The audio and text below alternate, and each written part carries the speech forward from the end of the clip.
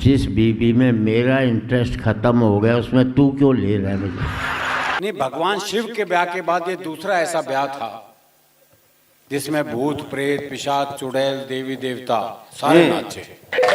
मैं अपने गांव के स्कूल में पढ़ने जाता था तो मैं बचपन में सबसे सुंदर बच्चा था। मेरे पास कोई ज्ञान की बात नहीं है, मेरे पास कोई कलेश की बात नहीं है। छेड़ियो मत भाई, पहले बता रहा हूँ। कुवैत में रहने वालों को मैं भारतवर्ष की तरफ से प्रणाम करता हूँ आपको।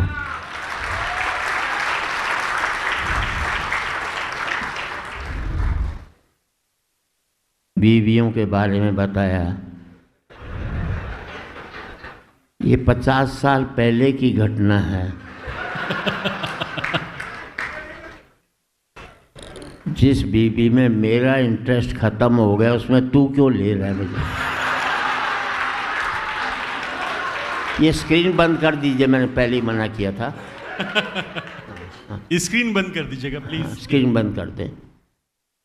मैं आपको बता दूं, मैं यहाँ पर सबसे कम उम्र का कवि हूँ। हंसने की बात नहीं है, मैं बची हुई उम्र की बात करता हूँ, खर्ची हुई उम्र की। क्या बात है सर, क्या कहना है। उम्र वो नहीं होती जो आपने खर्च कर ली है, उम्र वो होती है जो आपकी बची हुई उम्र होती है। क्या तो बात बची है हुई मेरी उम्र सबसे कम है, इसलिए सबसे कम उम्र का हूँ। एक बात और बता दूँ, मुझे वरदान मिला है, जो मेरी बात पर ढंग से नहीं हंसता, ताली नहीं बजाता, वो अगले जन्म में घर घर जाकर ताली बजाता।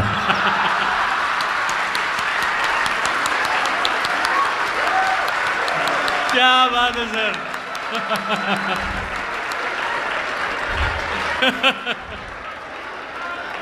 मुझे तो बताया था यहाँ सारे पढ़े लिखे हैं, ये क्या पढ़े लिखे हैं जो अगले जन्म में विश्वास कर रहे हैं।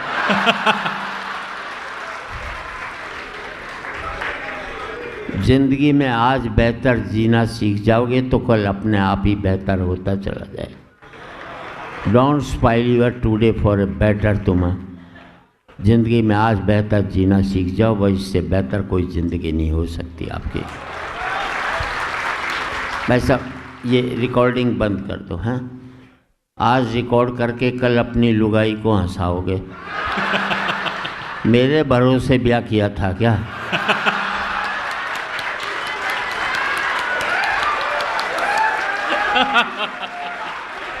हिम्मत है तो अपने भरोसे अपनी लुगाई को हंसाओ, मेरे भरोसे काहे को कुछ। और आज रिकॉर्ड करके कल देखकर हंसोगे, इससे बड़ी मूर्खता नहीं हो सकती जिंदगी में। मैं आप सबसे पतियों से एक ही बात कहना चाहता हूँ, जब भी घर में घुसो मुंह लटका करके घुसो, उदास हो करके घुसो, लुगाई समझ जाएगी कंट्रोल में है। हंसकर घुसोगे 50 सवाल करेगी, किसके साथ बैठा था, घर में ही सूजा पड़ा रहता, बाहर कैसे हंसकर आया, बता तो सही। उसे लगता है मेरे जीते जी इसकी हंसने की हिम्मत कैसे हो गई जो हंस करके। मैं तो आपको टिप्स ही देना चाहता हूँ और कुछ नहीं। देखो, पति होते हैं 3 तरह के। एक होता है बहादुर, वो तो एक ही है। एक होता है गुलाम, जो लुगाई के पीछे चलता है, आगे लुगाई चलती है, पीछे वो चलता रहता है। एक होता है महागुलाम, वो गोदी में बच्चा उठाकर भी चलता है।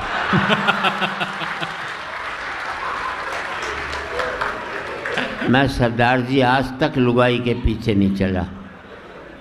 लुगाई आगे चलती थी तो मैं 500 कदम पीछे चलता था, किसी को पता ही नहीं लगता था। और कोशिश करता था किसी और की लुगाई जा रही हो तो उसके आगे हो लो। लोग कहेंगे बे बड़ा बहादुर है, देखो लुगाई। किसी को क्या मालूम मेरी कौन सी। बस इज्जत बचानी होती है। मैं एक दिन अपने बेटे को गोदी में उठाकर जा रहा था, किसी ने दोस्त ने कह दिया क्यों बे महागुलाम। मैंने कहा अपना नहीं है। बोले क्या मतलब? मैंने सड़क किनारे रो रहा था, मैं तो थाने में जमा करवाने के लिए ले जा रहा। बहुत कुछ होता है जिंदगी में, खूब हंसना, बस एक बात देखते रहना, वो हंसी किसी आंसुओं की कीमत पर तो हासिल नहीं की है तुमने। क्या बात है सर, क्या बात है सर, जिंदाबाद। खूब तरक्की कर लेना, बस एक बात ध्यान रख लेना कि तुम्हारे पाँव ने ज़मीन तो नहीं छोड़ी है। ज़मीन से जुड़े रहकर तरक्की करोगे तो स्थायी रहेगी, किसी को कुचल करके तरक्की करोगे तो कभी भी ज़िंदगी में आपकी स्थायी नहीं रहेगी। अभी एक काम और बता रहा हूँ। अभी आप लोग बैठे हैं, मैं आपसे एक ही बात कहना चाहता हूँ, ज़िंदगी में कभी इसकी ईगो ख़त्म कर दे यार। ज़िंदगी में कभी जिम मत जाना, कभी एक्सरसाइज मत करना, कभी दौड़ मत लगाना, तुम्हारी उम्र कम हो जाएगी। घोड़ा दौड़ता है 20 साल जिंदा रहता है, अजगर पड़ा रहता है 1000 साल जिंदा रहता है। और आप लोग बैठे हैं साहब, ये तो मानते होगे ना भगवान ने जितनी सांसें दी है उतनी लोगे, उससे ज़्यादा एक सांस आप नहीं ले सकते। मानते हो कि नहीं? मानते हो तो फिर ये भी मान लेना, जब आप दौड़ोगे तो जल्दी जल्दी सांस लोगे, जल्दी जल्दी छोड़ो। घर में चुपचाप पड़े रहोगे, धीरे धीरे सांस लोगे, धीरे धीरे छोड़ोगे, ज़्यादा उम्र तक जिंदा। अब वही लोग ताली बजा रहे हैं जो मॉर्निंग वॉक पर नहीं जाते कि चलो बच गए हम तो।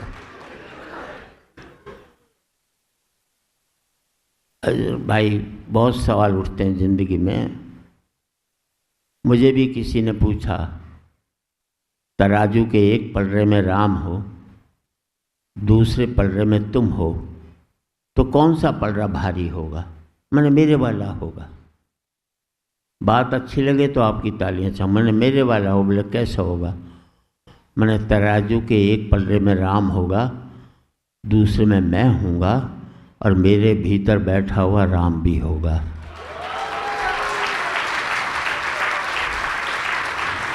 अगर ईश्वर यहाँ है तो कहीं जाने की ज़रूरत नहीं है, और यहाँ नहीं है तो फिर वो कहीं भी नहीं है। क्या बात है।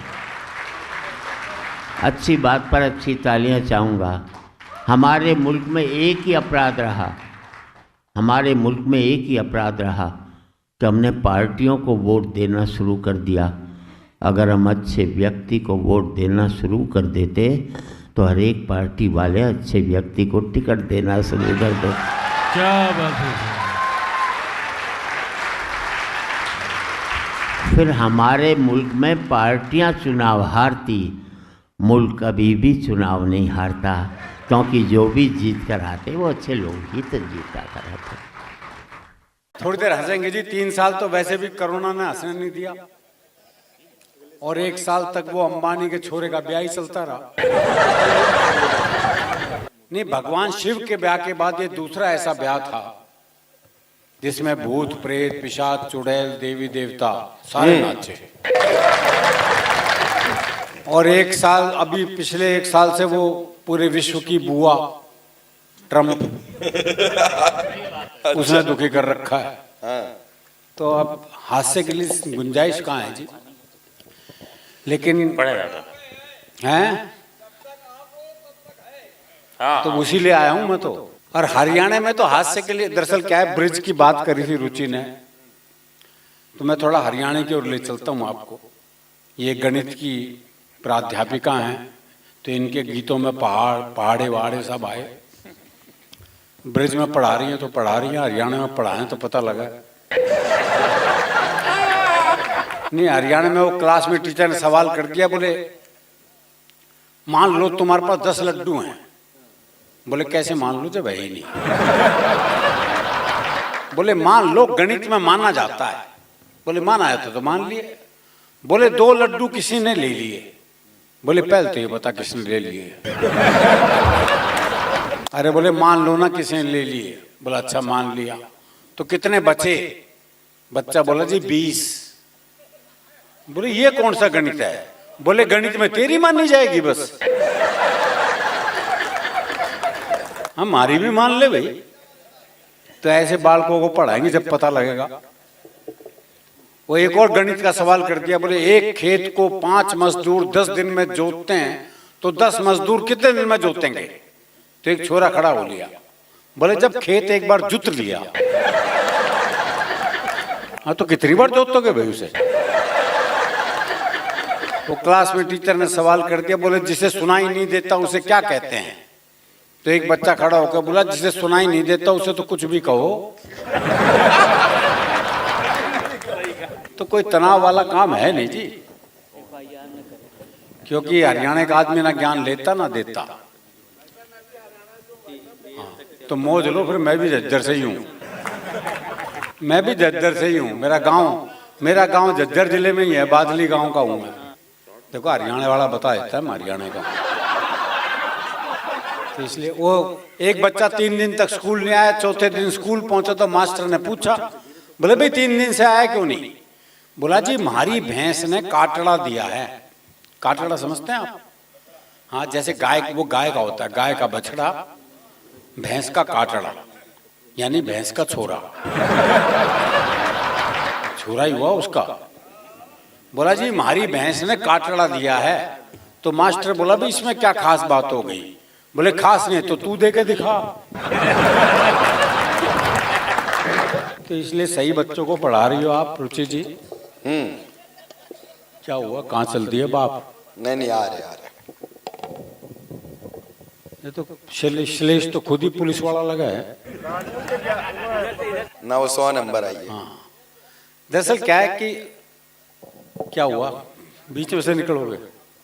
हाँ, ये कानून भी तो पढ़ा हुआ है।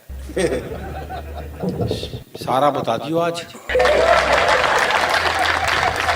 क्या कहने भाई, वाह वाह वाह।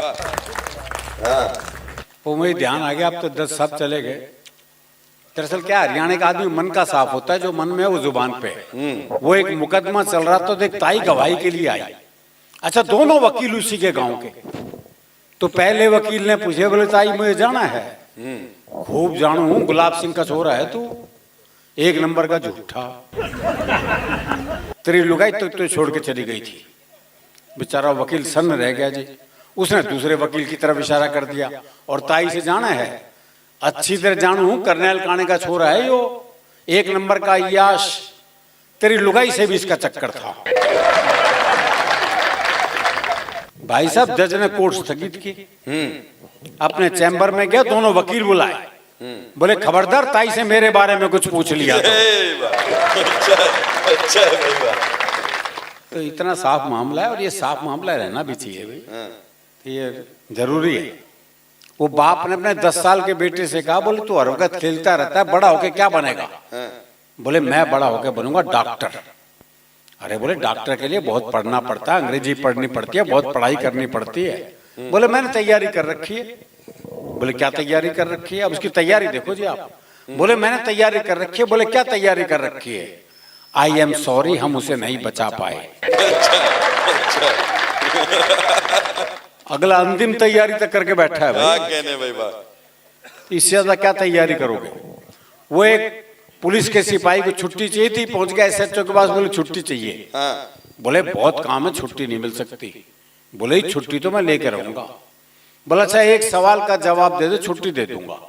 बोले सवाल कुछ भी पूछ लो। बोला अच्छा ये बता, कटप्पा ने बाहुबली को क्यों मारा? अच्छा सीधा अंतरराष्ट्रीय सवाल पूछ लिया। बोले ये बता, कटप्पा ने बाहुबली को क्यों मारा? बोले हो सकता है बाहुबली ने कटप्पा को छुट्टी देने से मना कर दिया। अरे क्या कहने, वाह वाह वाह वाह। तो ये हास्य हमारे स्वभाव में है जी। आओ जी, क्या तय हुआ? क्या तय हुआ? अच्छा नहीं, मैंने तो ऐसा कुछ भी नहीं कहा। ये खुद ही कह रहा भाई।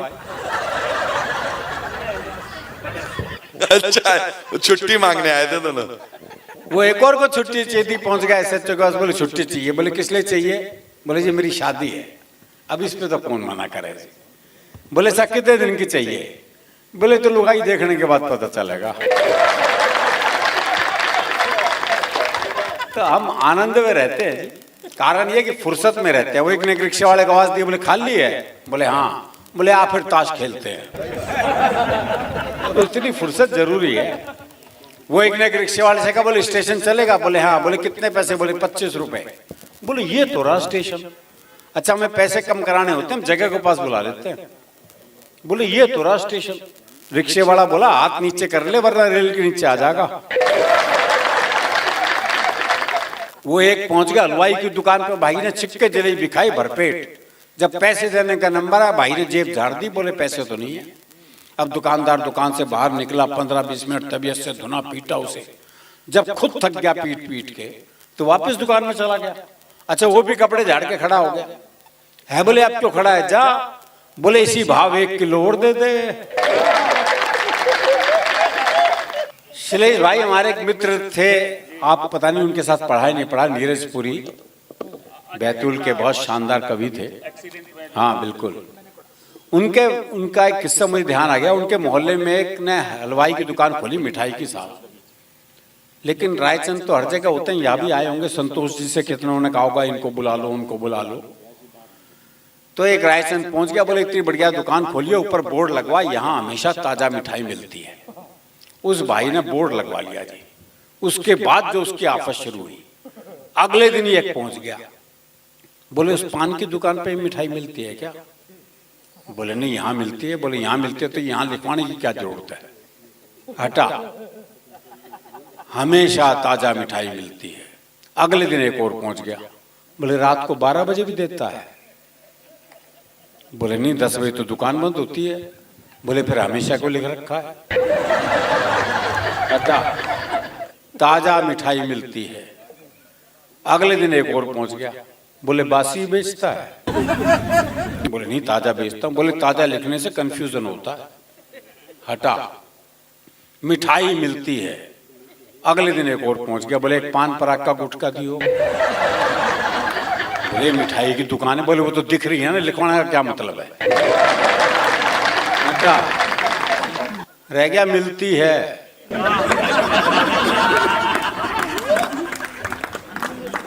अगले दिन एक और पहुंच गया, बोले क्या मिलती भाई? बहुत कंफ्यूजन है। हटा,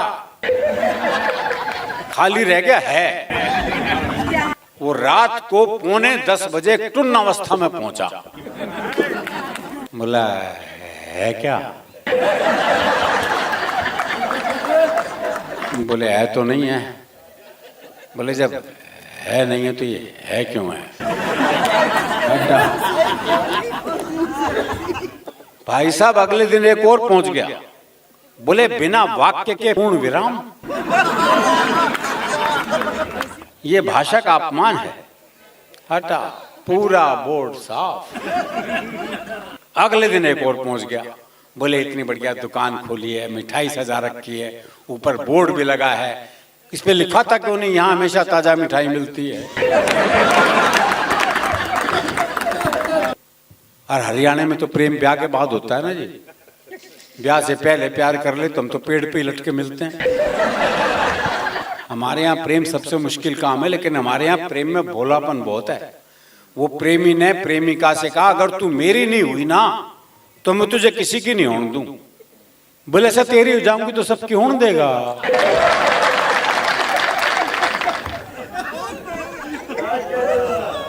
ये भोलापन है भाई। अभी वो कुंभ के मेले में दो बचपन के दोस्त मिले, दोनों बौखलाए हुए। बोले मैं कैसे बौखला रहा है? बोले यार मेरी लुगाई खो गई, से ढूंढ रहा हूं। अब बोले तू? बोले यार मेरी भी खो गई, मैं भी ढूंढ रहा हूं। बोले तेरी लुगाई कैसी थी? बोले यार 5 फुट 4 इंच उसका कद, गहरा बदन, गोरा रंग, गुलाब जैसे होंठ, बहुत ही सुंदर थी। तेरी कैसी थी? है बोला मेरी ने छोड़ यार, तेरी ढूंढते हैं। वो एक की पत्नी मर गई तो उसने एक चित्रकार को बुलाया, बोले यार मेरी लुगाई का एक बढ़िया सा चित्र बना दे। बोले जी ऐसा चित्र बनाऊंगा चित्र बोल उठेगा।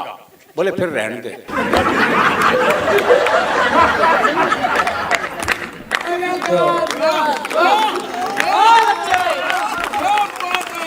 अरे ज्यादा जोर से मत बजाओ, पुलिस वाले फिर आ जाएंगे।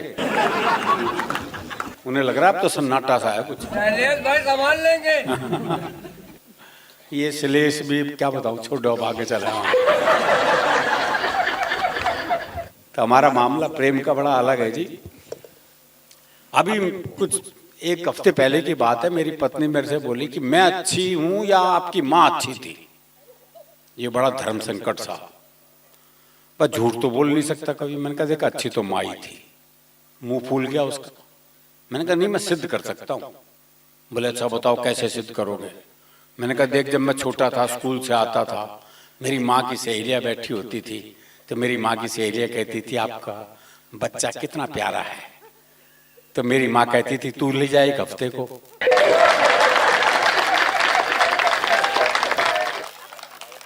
अब मैं आता हूँ, तेरी सहेलियाँ बैठी होती हैं, कहती हैं आपके हस्बैंड कितने अच्छे हैं। तैने कही आज तक किसी से? तो अच्छी तो माई हो है जी। वो एक 22-23 साल का लड़का जी जबरदस्त बारिश में तरबतर भीगा हुआ हलवाई की दुकान पे पहुंचा। बोला 10 रुपए का दही दे दे। तो हलवाई ने पूछ लिया भाई तेरा ब्याह हो लिया? और बोले तू क्या सोचता इस तूफान में मेरी माँ भेजेगी मैंने दही लेने? तो अच्छी तो माई हो है जी, कुछ भी कह लो। अच्छा अभी वो मनाया था हमने वैलेंटाइन पखवाड़ा। नहीं पूरा पखवाड़ा होता है वो। पहले 7 दिन चलते हैं वैलेंटाइन डे, फिर एंटी वैलेंटाइन डे। ये आफत भी है, ये मुझे अभी पता लगा। उसमें किक डे, स्लैप डे, पता नहीं कैसे कैसे डे हैं।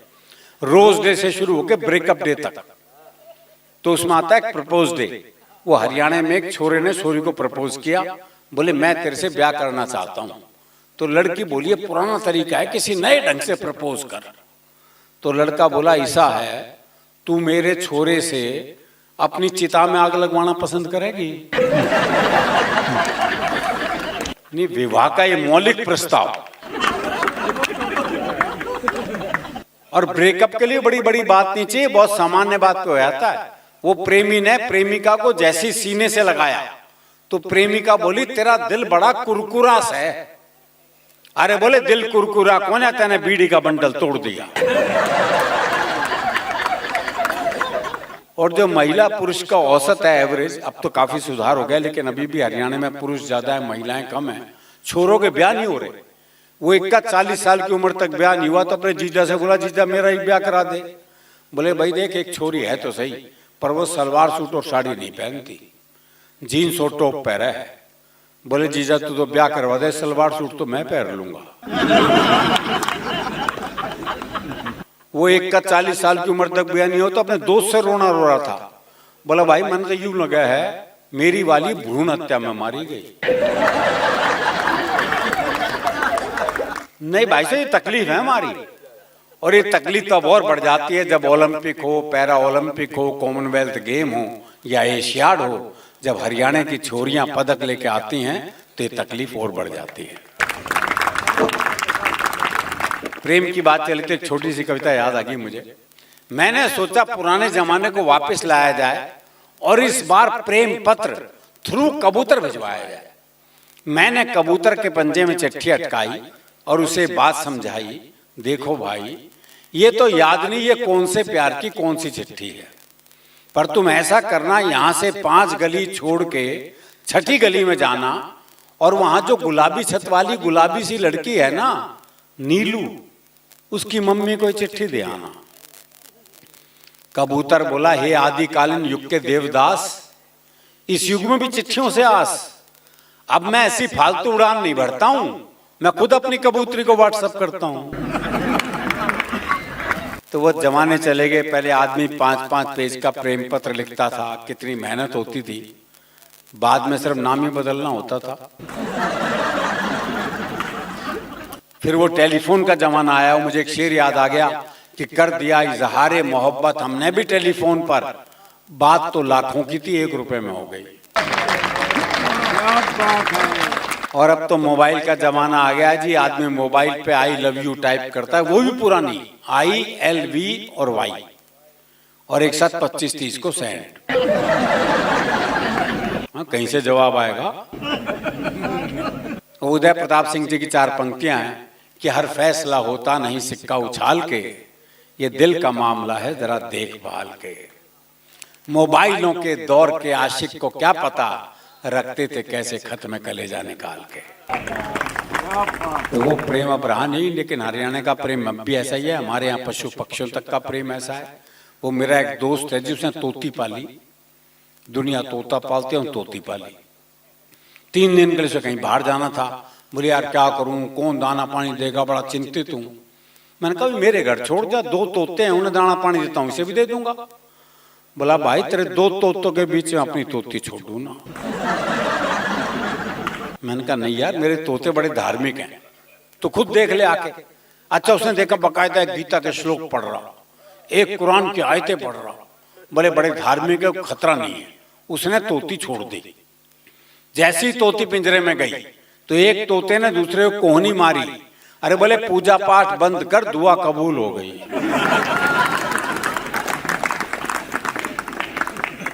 आज के कवि सम्मेलन की एक खासियत हो रहा है कि आज विश्व कविता दिवस भी है।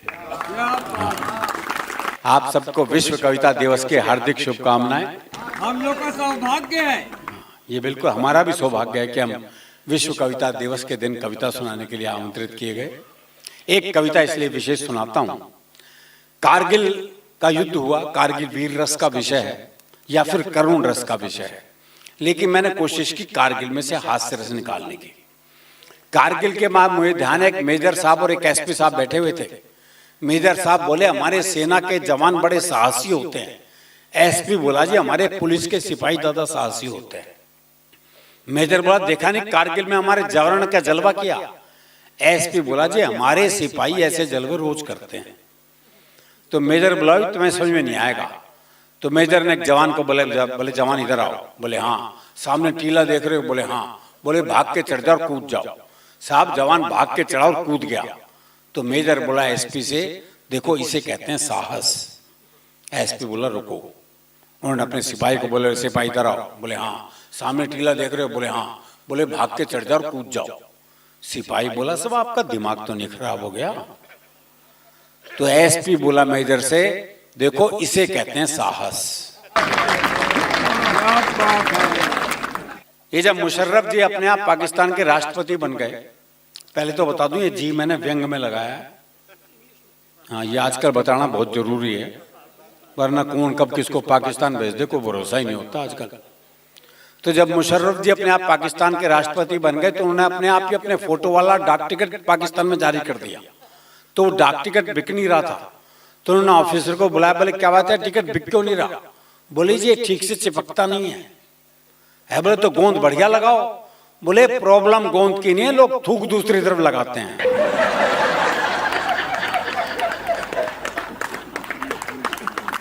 हाँ ये कर दो, मैं शुरू कर दूं। सीमा पर जैसी छिड़ी लड़ाई, देशभक्ति की भावना सब में उमड़ आई। कुर्बानी का कुछ ऐसा चढ़ा जुनून कि घायल सैनिकों को सभी देने लगे अपना अपना खून। नेता हो या व्यापारी, कवि हो या भिखारी, खिलाड़ी हो या संगीतकार, अध्यापक हो या बेरोजगार, तरह तरह के लोगों का जब घायल सैनिकों में खून चढ़ा तो सबका प्रभाव अलग अलग पड़ा। एक भिखारी का खून जब सैनिक के शरीर में गरमाया तो दुश्मन का गिरेबान पकड़ के गिड़गिड़ाया। जरा इस तरफ भी ध्यान दे दे, जरा इस तरफ भी ध्यान दे दे, दे दे अल्लाह के नाम पे अपनी जान दे दे।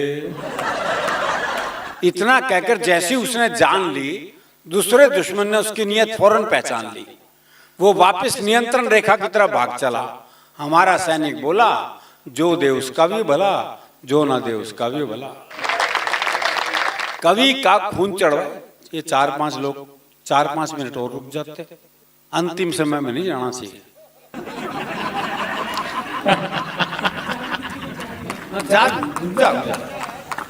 दो 3 मिनट की कविता है यार। हाँ बैठ जा भाई, बैठ जाओ, 2 मिनट लगेंगे। नहीं 4 लोग जा रहे हैं इसलिए कुछ थोड़ा सा खराब लग रहा। और चारों खाली हाथ जा रहे हैं। हाँ, चारों खाली हाथ जा रहे हैं, सही कह रहे हैं। देखिए पूरी दुनिया में इस समय बम बारूद बरस रहे हैं, ये भारत की धरती है जहां शब्द के रंग बरस रहे हैं, ये बहुत बड़ी बात है। बिल्कुल,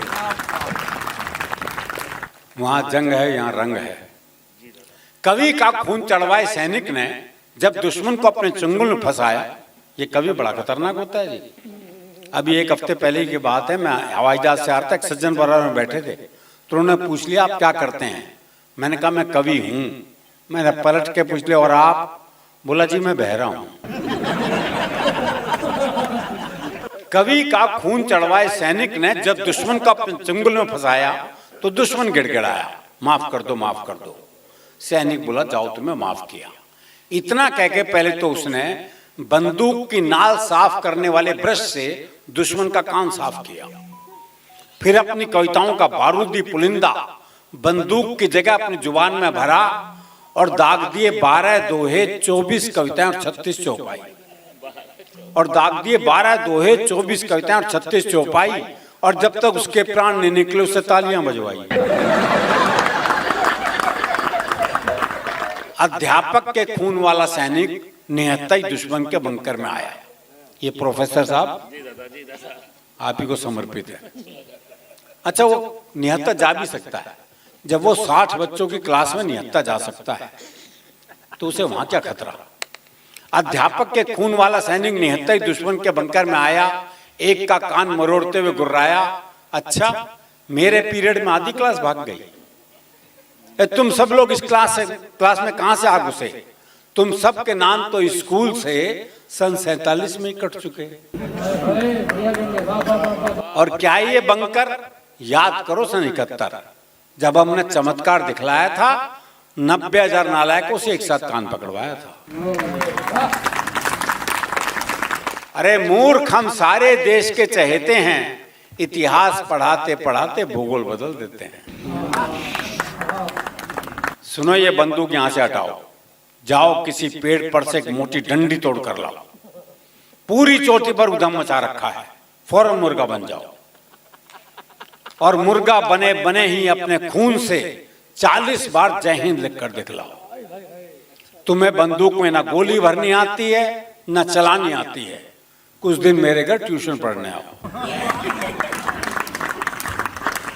एक फिल्म अभिनेता का खून चढ़े सैनिक से अफसर ने कहा निशाना लगाओ। सैनिक बोला पहले कैमरामैन बुलाओ और लाइट जलवाओ। अफसर बोला लाइट जलवा के मरवाएगा? तो सैनिक बोला मुझे मरने का डर मत दिखाओ, ये काम मैं पहले भी कर चुका हूं, अब से पहले 15 फिल्मों में 50 बार मर चुका हूं। अफसर चौंका, 15 फिल्मों में 50 बार? ऐसा तूने क्या करा था? सैनिक बोला क्यों? रीटेक में क्या तेरा बाप मरा था?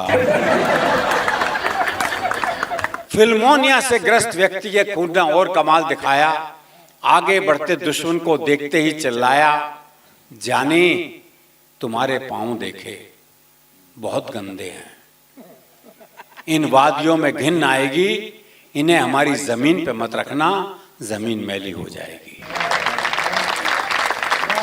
और शिक्षा व्यवस्था पर एक व्यंग। एक सैनिक का बहुत ही मजबूत था कांधा, उसने 4 दुश्मनों का गट्ठर सा बांधा, उठाया, पीठ पर लटकाया और सारे युद्ध क्षेत्र का नक्शा बदल दिया। जब वो 5वें दुश्मन को एक हाथ में पानी की बोतल की तरह लटका कर चल दिया, सब हैरान परेशान, खा गए गच्चा। लेकिन ये किस्सा है सच्चा, क्योंकि उस सैनिक को खून देकर आया था एक स्कूल का बच्चा।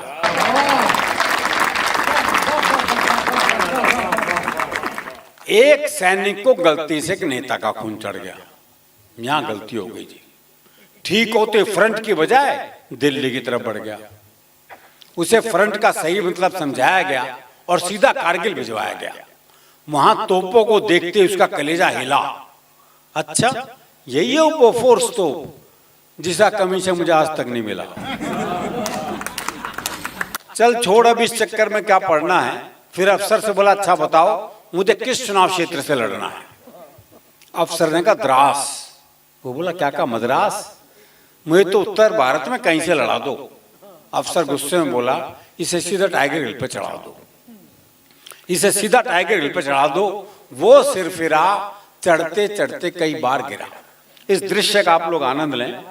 वो सिरफिरा चढ़ते चढ़ते कई बार गिरा, जहां भी दो चार सैनिक दिखें वहीं रस्सी छोड़ दे और वोट मांगने के लिए दोनों हाथ जोड़ दे। खैर सारे रास्ते उसने खूब वायदे किए, खूब आश्वासन दिए, खूब भाषण पिलाया और इसीलिए टाइगर हिल पे चढ़ ही नहीं पाया। वो तो शुक्र है इसी दौरान बंद हो गई लड़ाई, वरना पता नहीं क्या गुल खिलाता भाई। और कविता की सबसे महत्वपूर्ण और अंतिम पंक्तियां आप तक पहुंचा रहा हूं, वरना पता नहीं क्या गुल खिलाता भाई। लेकिन मैं कहता हूं कुछ ऐसा इंतजाम हो जाए, नेताओं का खून सैनिकों को नहीं बल्कि सैनिकों का खून नेताओं को चढ़वाया जाए। कुछ ऐसा इंतजाम हो जाए, नेताओं का खून सैनिकों को नहीं बल्कि सैनिकों का खून नेताओं को चढ़वाया जाए, ताकि उनमें भी भारत माँ के सच्चे सपूतों का रक्त हो। कोई ढूंढने से भी देशद्रोही ना निकले, हर नेता देशभक्त हो, हर नेता देशभक्त।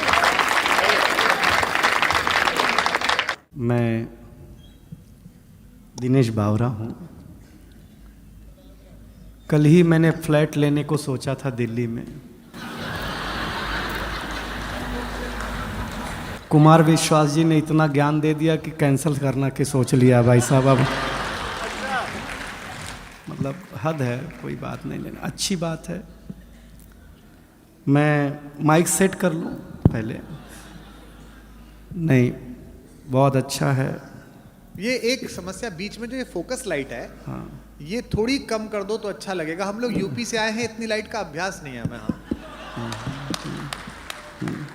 अभ्यास कर लीजिए, नहीं तो बुलडोजर चल सकता है।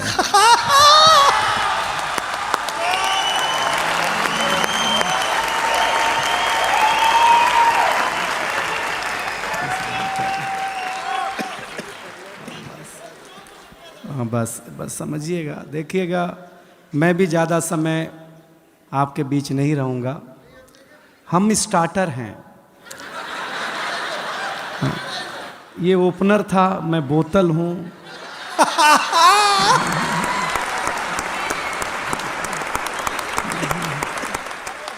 ये प्लेट हैं, ऐसे ही है सब मामला। और इतने ये सारे लोग इसलिए हैं क्योंकि हमारे बीच रौनक है, इसलिए हम लोग आपके बीच हैं। हाँ, प्रणाम करता हूँ। देखिए, गाँवों की बात हुई है, आप मुझे बहुत ध्यान से सुनिएगा तो ही मज़ा आएगा। मैं अपने गांव के स्कूल में पढ़ने जाता था तो मैं बचपन में सबसे सुंदर बच्चा था। हाय हाय। हाँ, टीचर बोलती थी तू पीछे नहीं बैठेगा, मेरे सामने बैठेगा, क्योंकि मैं सुंदर था।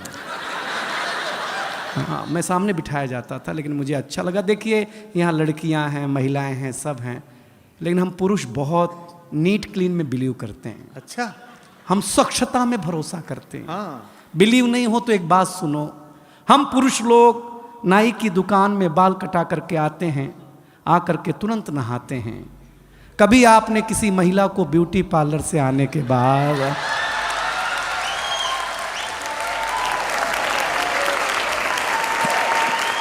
अगर मुंह धोते हुए भी देखा हो? हम पुरुष लोग हैं, स्वच्छता में भरोसा रखते हैं। कोई टेंशन नहीं लीजिएगा। गांव की बात हुई है तो मैं गांव की बात सुना दूंगा। देखिए, एक जानकारी दूं, इस दुनिया में फीमेल को बातचीत में अगर कोई हरा सकता है बोलने में, तो वो आरजे। महिलाओं से भी ज्यादा बोलने का काम अगर कोई करता है। और फीमेल आरजे को तो एक सुविधा है कि वो बिना मेकअप के भी ड्यूटी पे जा सकती हैं। बोलना ही है ना भाई, उसमें क्या बात है यार। लेकिन बहुत ताली वाली मत बजाइए, इज्जतदार घराने के लोग हैं आप, कोई टेंशन लेना मत। मैं बहुत जल्दी शुरू, देखिए हम 5 साल के थे। नहीं मत बजाओ, कहाँ चिंता कर रहे हो, हम कर रहे हैं अभी। हम 5 साल के थे तो हमारे पिताजी हमें स्कूल में जमा कराने ले गए। जमा कराने? पहले जमा ही होते थे। कॉन्वेंट कल्चर अब है ना, एक फादर घर में। बारीक है। दिनेश। एक स्कूल में ट्यूशन, हमारे ज़माने में ऐसा नहीं था। बगीचे में हमारा स्कूल होता था, ऐसे मास्टर जी बैठे हुए, ऐसे हम खड़े, ऐसे हमारे पिताजी खड़े। तो मास्टर साहब ने पिताजी से पूछा, किसका लड़का है? तो मेरे पिताजी इमोशनल हो गए, बोले मास्टर साहब आपका ही है। मैं सही बताता हूँ। अब हम टेंशन में, जिसको हम 5 साल से बाप समझ रहे हैं, वो तो अपना है नहीं। सही बता रहे हैं आपको। मास्टर ने पहले दिन ही ब्लैक बोर्ड पे लिखा हिंदी, हिंदी के बगल में एक बिंदी लगाई। हमने मास्टर से पूछा ये बिंदी क्या है? बोले अनुस्वार है। हमने कहा सर रविवार सुना, सोमवार सुना, मंगलवार सुना, ये अनुस्वार? बोले ये हिंदी का श्रृंगार है। हम घर आए तो हमारी चाची ने बड़ा सा अनुस्वार लगा रखा था। हमने चाची से पूछा ये क्या है? चाची ने बोला बेटा ये चाचा हैं। हमने कहा चाचा है? हम कंफर्म करने के लिए भाभी के पास गए। हमने कहा भाभी ये कौन है? बोले बाबू ये भैया हैं। मैडम हमारा माथा खराब हो गया।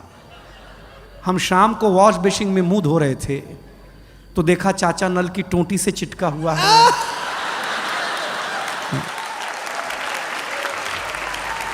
वॉश बेसिन के आईने पे चिटका हुआ है। चाचा को जब मैं कमोड पे चिटका हुआ पाया भाई साहब, मैं सच बताता, सवेरे हम कहीं भी लगा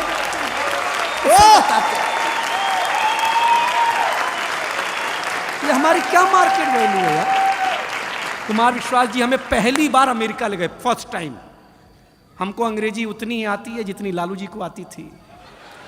हम गए तो अमेरिका एयरपोर्ट इतना बड़ा, हम घूमने में थक गए तो डॉक्टर साहब आए, बोले दिनेश थक गए हो, जाओ पानी पी लो। हम पानी पीने गए एयरपोर्ट पे, हमको नल ही नहीं समझ में आया, इसमें पीना कैसे है?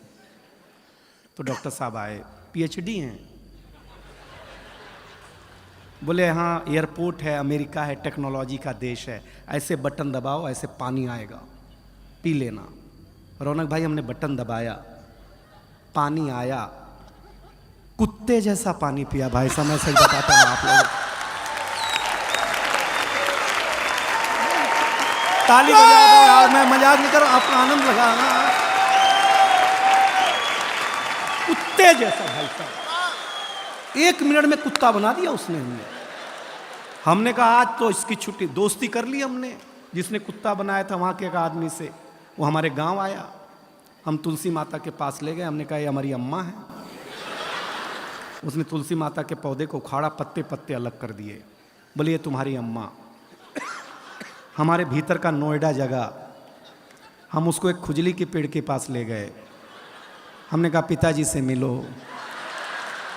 उसने पिताजी को उखाड़ा, पिताजी ने ऐसा कार्यक्रम दिखाया, उसके बाद से ही सारे अंग्रेज लाल पैदा होने लग गए, पहले काले पैदा हुआ करते थे। हम सच बताते हैं आप लोगों को। लेकिन ये रेड एफएम, अभी तक तो मैंने आपके चेहरे पर मुस्कुराहट बांटने की कोशिश की है, लेकिन मैं इस महफिल को जवान करना चाहता हूं। देखिए नौजवानों, मेरी एक सलाह मानना, हमेशा लव मैरिज करो, लव मैरिज, क्योंकि लव मैरिज और अरेंज मैरिज में एक डिफरेंस है। लव मैरिज में अपने ही गर्लफ्रेंड से शादी होती है,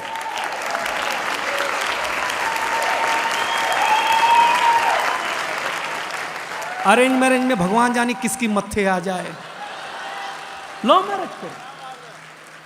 खुसरो लिखता है, जिहाले मिस्की मुकुंद तगाफुल, दुराए नैना बनाए बतियां, किताबे हिजरा न दार मैजा न ले हूँ काहे, लगाए छतियां सखी पिया को, जो मैं न देखूं तो कैसे काटूं अधेरी रतियां, जिसे पड़ी है जो जा बतावे पिया रे पी को, हमारी बतियां न नींद नैना न अंग चैना, न आ पाए न भेजे पतियां।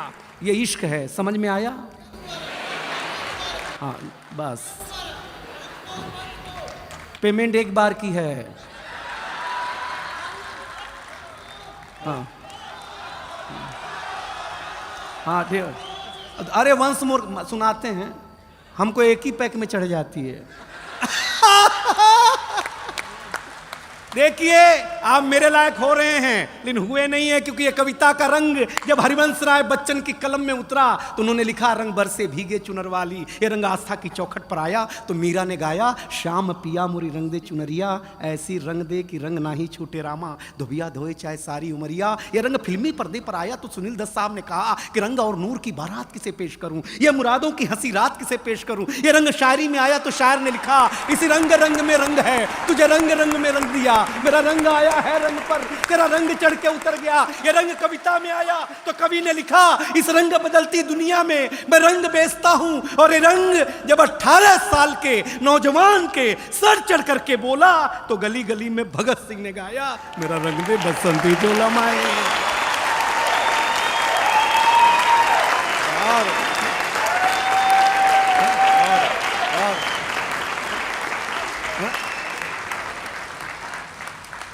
ये ताली पहले बजा देते तो इतना खून खराबा नहीं करना पड़ता यार।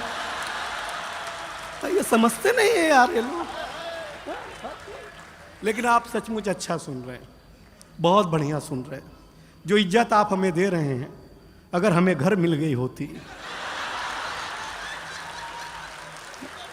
तो इतना दूर झक मराने आते भाई साहब तर से। लेकिन बहुत अच्छा है, मैं एक कविता सुनाने का मानस है। आप डॉक्टर साहब एक ऐसी कि मेरे नौजवान दोस्तों, मैं भी नौजवान हूं, एक निवेदन करता हूं, किसी भी चीज की आपके जीवन में उपयोगिता उतनी होनी चाहिए जितना काम हो।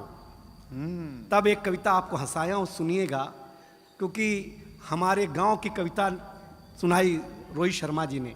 डॉक्टर कुमार विश्वास का जादू अभी आपके ऊपर छाने वाला है, सुदीप भोला जी आने वाला है, हमारी बहुत अच्छी गजल गो बैठी हुई हैं। तब एक कविता बिना भूमिका के, क्योंकि आप सबसे बुद्धिमान जनता है दिल्ली की और सबसे बुद्धिमान कवि आपके सामने खड़ा है। इन दोनों के बीच में मैं क्लास टीचर की भूमिका नहीं निभाना चाहता, हम दोनों बराबरी के हैं। तब कविता शुरू करना चाहता हूं। सूरज तेजी से ढल रहा है, रेड एफएम के श्रोताओं, दिल्ली वालों, सूरज सुन लेना। अब तक मैंने आपको कोलाहल में सुनाया, अब मैं आपको पिन ड्रॉप साइलेंट में देखना चाहता हूं क्या सुनते हैं कविता। सूरज तेजी से ढल रहा है, जमाना रोज बदल रहा है। एक फकीर ने टीवी पे प्रवचन देते हुए कहा कि अगर आप मोह माया से दूर रहना चाहते हैं तो मुझे लाइक कीजिए और साथ में मेरा YouTube चैनल सब्सक्राइब कीजिए। ये वही है, सूरज तेजी से ढल रहा है, जमाना रोज बदल रहा है। एक संत ने टीवी पे प्रवचन देते हुए कहा कि अगर आप मोह माया से दूर रहना चाहते हैं तो मुझे लाइक कीजिए, साथ में मेरा YouTube चैनल सब्सक्राइब कीजिए। आज नहीं तो कल होना चाहता है, हर कोई वायरल होना चाहता है। पहले मेरा बच्चा घर से बाहर जाता था तो मेरा जी घबराता था, घड़ी पे नजर रहती थी, समय पे नहीं आता था तो मैं पड़ोस में पूछने चला जाता था। लेकिन अब मैं लाचार हूँ, बेकार हूँ, क्योंकि खुद के ऊपर खुद का बस नहीं चल रहा है। मेरी आंखों के सामने मोबाइल मेरे बच्चे को निगल रहा है। मैं ताली मांगूंगा नहीं कि मैं कर्तव्य निभा रहा हूं, मोबाइल मेरे बच्चे को निगल रहा है। न मैं चिल्ला रहा हूं, न किसी को बुला रहा हूं। इस घटना ने मुझे परेशान कर दिया है। अभी मैंने अपने बच्चे का बचपन देखा भी नहीं कि इस मोबाइल की दुनिया ने उसे जवान कर दिया है। ये मोबाइल बिल्कुल नहीं मांगूंगा पीछे वालों कविता, आपके घर की त्रासदी गा रहा हो तो त्रासदी की पीड़ा मेरे तक पहुंचाना। ये मोबाइल जिसका भी आविष्कार है उसका सम्मान है, क्योंकि इसका हमारे जीवन में बड़ा योगदान है। लेकिन इसके भीतर के कुछ आविष्कारों ने हमें भोगी बना दिया है। शरीर तो शरीर, मनोरोगी बना दिया है। इसने हमारा सुकून छीना है। एक पंक्ति पढ़ रहा हूं आपके चौखट के भीतर के परिवार में अगर घटता हो तो बताना। इसने हमारा सुकून छीना है, इसने हमारा सुकून छीना है, हमारा साकार छीना है, इसने हमारा सुकून छीना है, हमारा संस्कार छीना है। एक साथ बैठ करके बतियाने वाला परिवार छीना है। इसने छीना है नई किताब की सुगंध को। इसने छीना है नई किताब की सुगंध को। इसने छीन लिया है निमंत्रण पत्र पर हल्दी की गंध को। वाह वाह इसने छीन लिया डॉक्टर साहब निमंत्रण पत्र पर हल्दी की गंध को। इसने घूंघट छीना है, हर रात छीना है, चैट की आड़ में संवाद छीना है। पढ़े लिखे लोगों जरी दो पंक्ति समझ जाना तो बताना, चैट की आड़ में संवाद छीना है। आप कहेंगे कि ये सब नुक्ता चीनी है, लेकिन भाई साहब कलेजे पे हाथ रख करके सोचेंगे तो कलेजा फट जाएगा, क्योंकि इसने आपके जीवन जीने का आधार अर्थात उत्सुकता छीनी है। इस दुनिया ने, अगली पंक्ति आ रही है, संभाले रेड एफएम की जनता, इस दुनिया ने कुछ अजीब सा परोसा है। आज हमें गुरु से ज्यादा गूगल पे भरोसा है। आज हमें गुरु से ज्यादा गूगल पे भरोसा है। गूगल पे भरोसा, ये जो विज्ञान है इसके पास शरीर के रोगों का समाधान है, ना आत्मा का नाद है, न सुकून की बोली है। सुलाने के लिए तो बहुत कुछ है इसके पास, लेकिन जगाने के लिए नहीं, एक छोटी सी गोली है। और अंतिम 4 पंक्तियों में मुझे विदा करे, जगाने के लिए नहीं। अगर इस दुनिया से आप चाहते हैं खुद को बचाना, तो ज़्यादा नहीं, ज़्यादा नहीं, ज़्यादा नहीं, इस दुनिया से थोड़ा दूर होगा जाना, वरना ज़िंदगी के मखमली एहसास खो देंगे, हरे भरे जज्बात खो देंगे। अब ये निर्णय आपका है कि आपको कैसे रहना है, कैसे जीना है। इन घर में एक बार बैठ करके ज़रूर सोचिएगा कि इस मोबाइल की दुनिया ने आपसे क्या क्या छीना है। अंतिम निवेदन अच्छा लगे तो ये पूरा संसार मुझे हाथ उठाकर ताली देगा, ये दावा है। अंतिम निवेदन इतना है कि अपने नौजवानों, मेरे मित्रों, मेरे भारतवासियों, अपने हौसले को बुलंद करना सीखिए। मोबाइल चलाना तो सीख लिया है, थोड़ी देर बंद करना सीखिए। बहुत अच्छा, क्या बात है, वाह वाह वाह, क्या बात है, वाह। दिनेश बहुत अच्छे, क्या बात है। मेरे पास कोई ज्ञान की बात नहीं है, मेरे पास कोई कलेश की बात नहीं है। छेड़ियो मत भाई, पहले बता रहा हूं।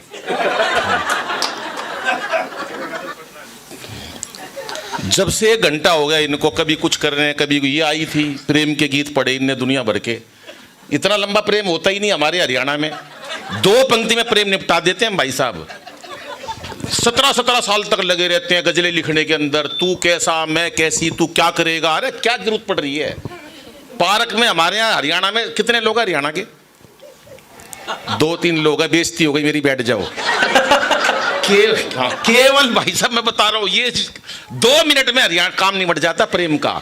मैं हूं फूल गुलाब का, तू सूरजमुखी, मैं तेरे से दुखी। बात खत्म। बताओ 1 घंटा किस लिए लगा रखी है? 1 घंटा लगा दिया इसने प्रेम करने में। ये आया था वीर रस निपटाने, ये आया था पाकिस्तान कर दूंगा, ये कर दूंगा। अबे तेरा काम ही नहीं है यार ये भाई। अपनी इच्छा में होती अपने आप देखेंगे। क्यों पाकिस्तान का चक, तू प्यार क्यों नहीं कर रहा इस उम्र में? पाकिस्तान को अगर 2 पंक्तियों में ना निपटा दिया तो बता देना भाई साहब, फैसला, बहन जी डट जा, फैसला कर देंगे इस बार आर पार में, फैसला कर देंगे इस बार आर पार में। लाहौर और कराची को मिला देंगे दिल्ली एनसीआर में। क्या बात है भाई, वाह। 1 घंटा लगा दिया पाकिस्तान निपटाने। क्या करेगा पाकिस्तान हमारा? दादा नीले ड्रम से डर लगता है, वरना प्यार तो कर लें। ये डरपोक आदमी भी 10 की कविता पढ़ रहा था। मैं यही दिखा रहा था भाई साहब, ये कभी झूठ इतना बोलते हैं। मैं मेरे बारे में इतनी तारीफ करी, अनिल अग्रवंशी, अनिल जी को सुनना चाहते हैं, माइक कोई छोड़ नहीं रहा। अनिल तक पहुंचना है, दद्दू तक पहुंचना। दद्दू यहाँ बुढ़ा हो गया बैठे बैठे, दद्दू तक, दद्दू साला कोई मंच ही नहीं दे रहा दद्दू को। अबे आओ तो सही करने तो मेरे को कुछ। दद्दू क्या करेगा यहाँ पर? दद्दू को नींद आ रही थी, दद्दू दद्दू करे जा रहे जब से। पीछे दद्दू बैठे, दद्दू बजाओ ताली मिलकर एक बार। 1 घंटा हो गया दुखी करते हुए लोगों को। कोई टेंशन नहीं लेने का, ना मैं टेंशन लेता हूं ना मैं देता हूं। हरियाणा का आदमी वैसे भी टेंशन नहीं लेता, क्या जरूरत पड़ रही है टेंशन लेने की? है सर, हमारे बैठे हैं आज आदरणीय आदित्य भाई, प्रधान है सोसाइटी के, प्रधान आप ही हो ना? मैं इन्हें नमस्ते करे जा रहा हूं 1 घंटे से। और ये नहीं कह रहे कि मैं प्रधान हूं नमस्ते लिए जा रहे हैं, दे उनको वापस सारी नमस्ते। क्या बात। नहीं होता है ऐसा भाई साहब। मैं तो कनाट प्लेस चला गया, तोते वाला तोते बेच रहा। मैं तोता कितने का है, आपके लिए नहीं कह रहा सर। मैं तोता कितने का, बोला 20,000 का। मैं इसमें क्या खास बात है, बोला तोतों का कोषाध्यक्ष है। तोतों का कोषाध्यक्ष है, बोला हाँ भाई साहब ले जाओ, सारा हिसाब किताब बहुत अच्छा लगता। मैं दूसरा तोता, बोला 50,000 का। मैं इसमें क्या खास बात है, बोला भाई साहब ये तोतों का उप प्रधान है। क्या बात, ये सारे काम बहुत अच्छे करता है। मैं तीसरा बोला ये 1 लाख का, इनका महामंत्री है, सारे कवि सम्मेलन वगैरह यही करता, कवियों के पैसे वैसे ये कम करवाता, इनका महामंत्री है। और मैंने कहा ये 5 चौथे वाला, बोला 5 लाख का। मैंने कहा इसका क्या काम है, बोला करता धरता कुछ नहीं, इनका प्रेसिडेंट है। बजाओ ताली मिलकर एक बार साहब। क्या बात है। तो मजे लेते रहो भाई साहब, टेंशन बना रखी है बिना बात है, कोई लेना देना। ये आया अभी भाई साहब, मतलब वीर रस, बिना बात का वीर रस। मुझको राणा जी माफ करना, मतलब कोई हिसाब होता है वीर रस का, कोई ये थोड़ी ना। अभी इसके ये तो मैंने इसको सिखाया वीर रस। पहले तो बहुत बुरा वीर रस पढ़ता था ये। मैं सच बता रहा हूँ। एक दिन आया मेरे पास, बोला अनिल प्यार व्यार नहीं करूँगा, मैं वीर रस पढ़ा करूँगा। मैं वीर रस में क्या होता है, बोला तालियां बहुत मिलती है, जोर जोर से चीखना पड़ता, देश की बात करो लोग ताली बजा देते हैं। मैं सुना, एक पंक्ति सुना, इन्हें सुनाई, जोश में आ गया ना भाई साहब। सत्ता मेरे हाथ में सौंप दो, हालात बदल दूंगा। मैं क्या हो गया तेरे, नहीं माना भाई साहब। सत्ता मेरे हाथ में सौंप दो, हालात बदल दूंगा। मैं तेरे गलत वैक्सीन लग गई और कोई दिक्कत नहीं माना सर। घर गया, घंटी बजाई, सब वाइफ आई इसकी, वाइफ से कुछ नहीं, कोई और कोई खाने पीने की बात करेगी। सत्ता मेरे हाथ में सौंप दो, हालात बदल दूंगा। बोली एक दिया लुगाई ने कान पे, बोली पहले पजामा बदल ले, सवेरे से उल्टा पहना हुआ। मतलब कोई हिसाब होता है यार, तुम बिना बात लगे हुए हो। लोगों को थोड़ा एंटरटेन भी करो। ये बेचारे इतने सर्दी में बैठे हुए हैं, क्यों बाबूजी?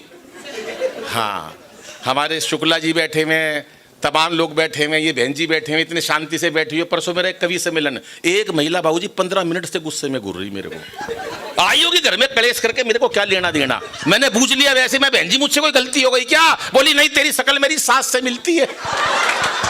क्या बात है। किस किस की टेंशन दूर करोगे? दुनिया बिना बात टेंशन में बैठी है। अनिल भाई गोयल साहब, कोई लेना देना नहीं है। अनिल गोयल जी हैं, मैं भी अनिल गोयल हूँ। हमारे घर वालों में 17 गोत्र होते हैं, सारे अच्छे होते हैं, लेकिन गोयलों का कोई मुकाबला नहीं। जैसे पंछियों में कोयल, ऐसे हमारे बनियों में गोयल। क्या बात है। लेकिन आपने बहुत अच्छा मन सजाया, इतने बढ़िया मन से। जब लोगों की भीड़ होती है, मुझे लगता है मुझे कौरव सुन रहे हैं। जब आप जैसे लोग होते हैं, मुझे लगता है मुझे पांडव सुन रहे हैं। क्या बात है, जिंदाबाद। आप मेरे लिए पांडव के समान हो, इससे ज्यादा चमचागिरी मैं आपकी कर नहीं सकता। ताली बजानी हो बजाओ, नहीं मेरा अकेले होगे भाई साहब। क्या ये सब मस्त लोग बैठे हैं, प्यारे लोग बैठे हुए हैं सर। मैं आज से अशोक यादव साहब बैठे हैं हमारे, क्या होटलों की चेन चला रखी है इन्होंने, एक से मतलब मैं इनके गया भाई साहब होटल में, इतनी इतनी मेरी इज्जत करी, भाई क्या लाऊं, ये लाऊं वो लाऊं, लाए कुछ नहीं। नहीं लाया, अगले का मन था नहीं लाया। थोड़ी देर बाद बोले नहीं, जिंदा आदमी, जिंदा दिल इंसान है अशोक यादव जी। इतना मतलब मैंने इतना बड़े दिल का आदमी देखा नहीं, कोई चीज़ वेस्ट नहीं करनी। तो मेरे से बोले नहीं भाई क्या लोगे, मैंने कहा चाय पी लेते हैं। हम दोनों चाय पीने लगे, बाई चांस मेरी निगाह पड़ी, इनकी चाय में मक्खी पड़ी है। मैं अशोक यादव साहब आपकी चाय में मक्खी पड़ी है, जवाब सुनना, पड़ी रहने दे, साड़ी कितना पी लेगी। क्या बात है। मतलब एक हिसाब होता है भाई साहब जिंदा दिल्ली का। हमारे आदित्य भाई हैं, प्रधान हो ना आगे, विपक्ष का फायदा करा दिया था। आज से नहीं जानता मैं। है बहन जी, क्या जोर से बोलो जरा। प्लेन में ना आगे तोते हैं।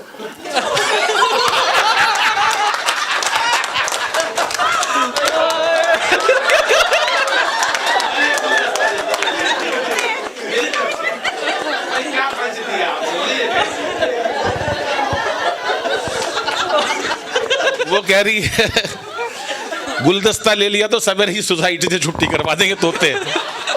लेकिन देखो यही तो खुश है, हमारे पास ईश्वर ने सब कुछ दे दिया साहब। बिजनेस है ये, हालांकि इसने बहुत सारी बात ज़्यादा बढ़ा चढ़ा के कह दी। मेरा बिजनेस है होलसेल का, नए बाजार में अग्रवाल हूँ, कभी इस फील्ड में कभी सोचा भी नहीं, लेकिन माँ सरस्वती की कृपा कहीं पे भी हो सकती है। लेकिन सच बता रहा हूँ, हमने खूब, ईश्वर ने बढ़िया सोसाइटी दे दी, अच्छे बच्चे दे दिए, पैसा दे दिया, पद दे दिया, शौहरत दे दी, दौलत दे दी, लेकिन कहीं ना कहीं हम हंसना भूल गए सर। आपने देखा होगा हमारे चेहरों पर हमने एंजॉय करना छोड़ दिया। डॉक्टर ने हमारी एंजियोग्राफी करना शुरू कर। क्या बात। सब कुछ है आज हमारे पास। कभी कल्पना करो बाबूजी, अनिल साहब, आनंद जी, कभी कल्पना करके देखो नरेंद्र भैया कि हमने ये सोचा था, हे ईश्वर हमको ये दे दियो, हम बड़े खुश रहेंगे। आप ईश्वर ने आपकी सारी मुरादें पूरी कर दी, आपको सब कुछ दे दिया, तो कभी अंदाजा लगाओ कि आप उतने खुश हो आज? क्योंकि हम लोगों ने दिमागों में टेंशन भर रखी है, बिना बात की टेंशन, कोई लेना देना। ये बैठा परसों टेंशन, ये बैठा ऐसे टेंशन में। मैं तू टेंशन में क्यों बैठा है? बोला मौसम विभाग ने बताइए बूंदाबांदी होगी। मैं मौसम विभाग ने बताइए बूंदाबांदी होगी, तो तू टेंशन में क्यों बैठा है? बोला मैं नू देखू हूं इसमें बूंदा कौन सी है। अब बताओ भाई साहब, ये टेंशन ले रखी है लोगों ने।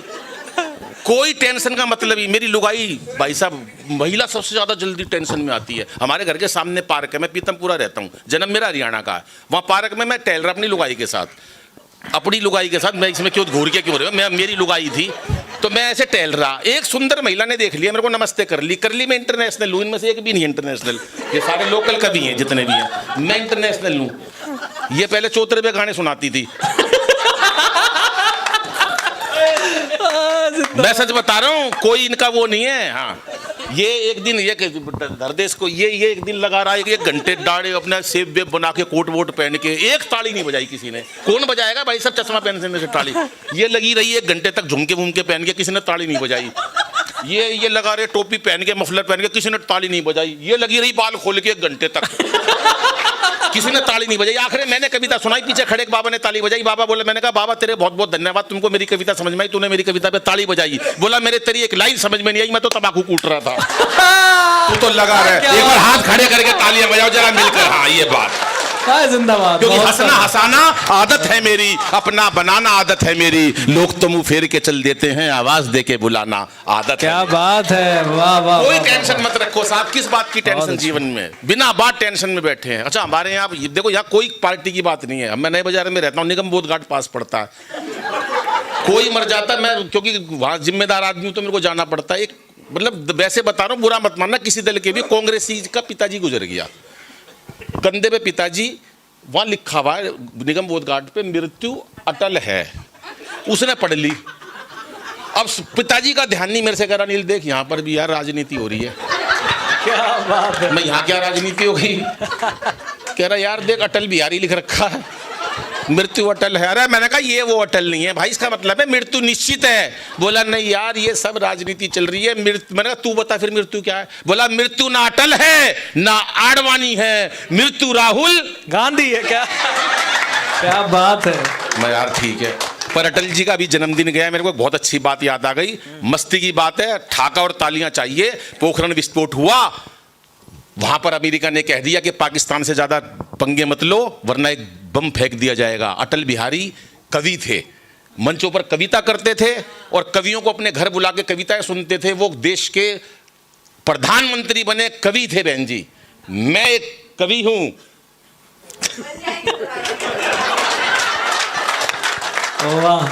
एक दिन देख लेना भाई साहब, तो हमें एक मंत्रालय दिला देना, हम टीम के लोग हैं। तेरे को बनवाऊंगा केजरीवाल का, वो जो अंदर गए थे सत्येंद्र से मिलती है इसकी शक्ल। अब मैं बता रहा हूँ भाई साहब, अभी रात को 3:30 बजे फोन करा अटल बिहारी जी ने, मजे लेना, बढ़िया बात बता रहा हूँ। रात को फोन करा 3:30 बजे, कलाम साहब हम पोखरण विस्फोट करने जा रहे हैं, पूरे विश्व की निगाहें हमारी तरफ हैं, क्या सारी तैयारियां हो चुकी? उधर से कलाम साहब बोले सर बिल्कुल सारी तैयारियां हो चुकी, पर यह बात कहीं लीक तो नहीं हुई? अटल जी बोले लीक कहाँ ते होगी, ना तो तेरा ब्याह होया। जिंदाबाद, क्या बात है। ना मेरा ब्याह होया। तो ये मस्ती की बात होती है और कोई टेंशन मत लो। अजीत भाई कोरोना के दिन गए, क्या दिन नहीं देखे हमने, हैं अजीत सर? क्या दिन नहीं देखे हमने कोरोना में, शकल बता रही है। वही लुगाई देखी 2 साल तक, कहां बैठी है? नहीं ये तो ठीक है, चेंज। सुबह से शाम तक बाबूजी काम वाली आती नहीं थी, लुगाई नहाती नहीं थी, मेकअप का सामान खत्म हो गया, मेरे बराबर में खड़ी, आंखों में लिपस्टिक लगा के, होठों पे काजल लगा के। मैं तू कौन है? बोली मैं ही तो 27 साल से तेरे साथ। मैं इतनी खतरनाक? बाबूजी इतने लोग कोरोना से नहीं मरे जितने लुगाई की शक्ल देख के मर गए। मेरे से बोली बेसन लिया पकोड़े खाने, मैं बेसन लिया पकोड़े खाने। मोदी जी लठ मार रहे हैं, हमारी दुनिया मर रही है, रिश्तेदारों की खबर आ रही है मरने के, तेरे को पकोड़े की बारी है। बोली चुपचाप चला जा। मेरे से बोली पकोड़े का मन कर रहा, बेसन लिया। बाबूजी मैं बेसन लेने गया था, सूजी लेके आ। मार मार के लठ सुझा दिया पुलिस ने। बोली ले आया मैं, हाँ बना ले हलवा। बजाओ ताली, 4 पंक्ति सुनाता हूँ। जिंदाबाद। संभालते ही मोदी ने ऐलान किया, वाह, सत्ता के। और एक ये भाई साहब, ये मतलब ज्यादा थोड़ी मिले आज।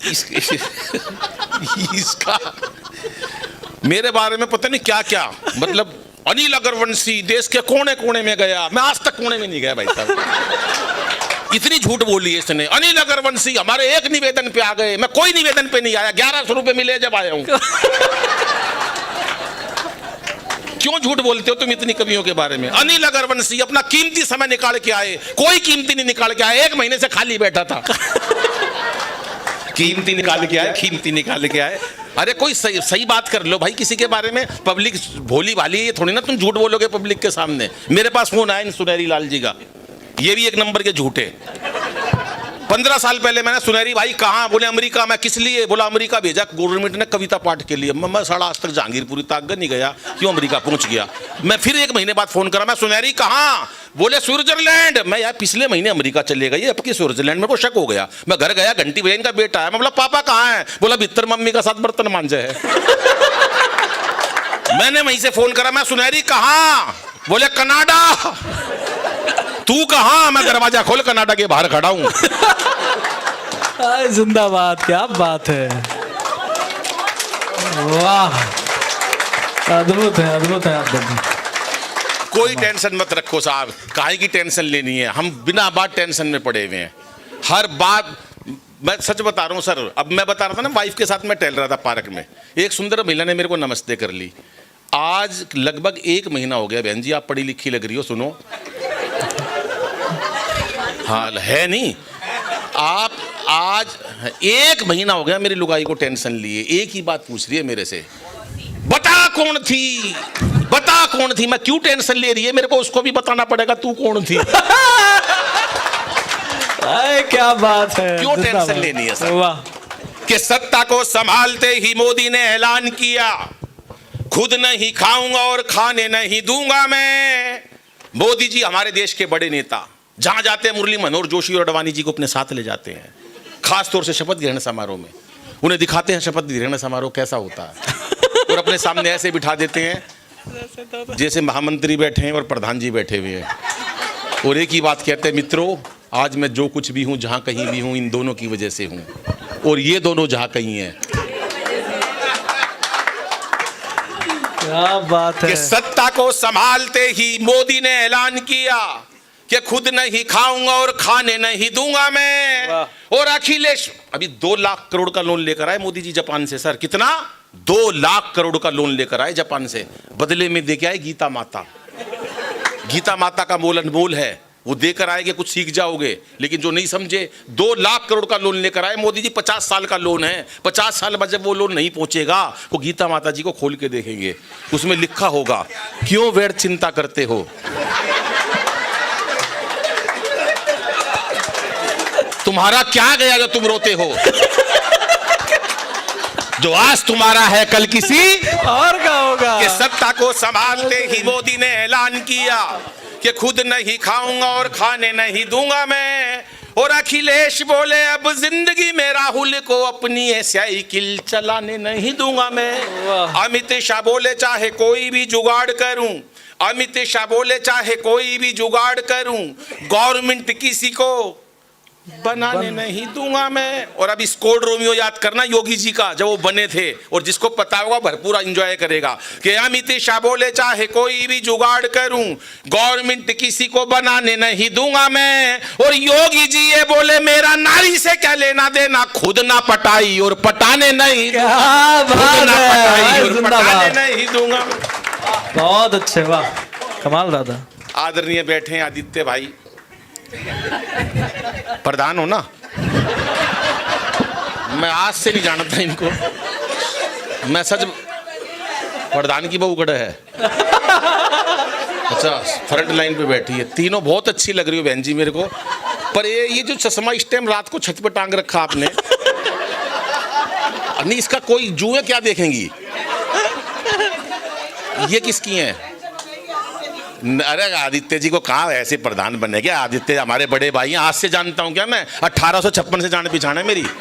झांसी का रानी का युद्ध था, भाई साहब हाथी पे थे, मैं घोड़े पे था। झांसी की रानी के बराबर में 15 अंग्रेज इन्होंने मारे, 3 मैंने मारे। उसके बाद झांसी की रानी का आपने कभी देखा होगा, भाई साहब हम इतने बलवान लोग थे, हमने जब से हम 3 जन्मों का साथ है हमारा। उस टाइम ये में रिश्ते में मेरे फूफा जी लगते थे, फूफा जी के नाम से बड़े खुश हुए, अभी तक नहीं हंसे थे, लेकिन फूफा सबको बनना पसंद है। फूफा या जीजा किसी को बनवा दो और किसी का भी बनवा दो, इतने खुश हैं। फूफा जी लगते थे हमारे झांसी की रानी के युद्ध में। अब झांसी की रानी के पीछे आपने बच्चा नहीं बंधा हुआ देखा, कभी देखा है?